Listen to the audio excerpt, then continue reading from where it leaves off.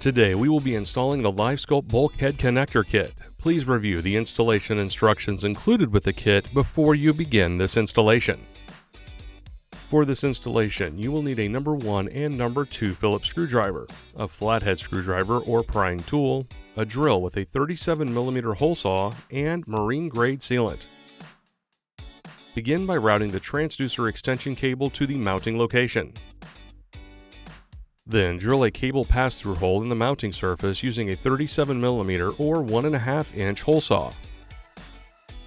Feed the transducer extension cable through the mounting nut. Now feed the extension cable through the hole in the bulkhead. Next, feed the extension cable through the hole in the self-adhesive gasket with the adhesive lining facing away from the mounting surface.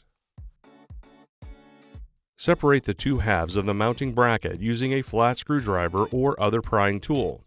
Start with the tabs on the front of the bracket.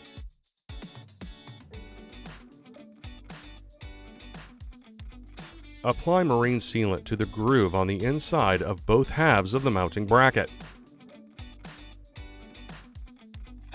Align the groove on the inside of the mounting bracket with the groove on the extension cable and snap the two halves of the mounting bracket together around the extension cable. Secure the halves of the mounting bracket to each other with the included 8mm or 5/16" screws using the number 1 Phillips screwdriver. Peel the adhesive liner off the self-adhesive gasket. Align the mounting holes on the bracket and gasket. Attach the gasket to the mounting bracket. Push the mounting bracket into the bulkhead. Tighten the mounting nut on the back of the bracket until the bracket is secured to the mounting surface. Place the weather cap retaining ring around the connector with the weather cap hanging down.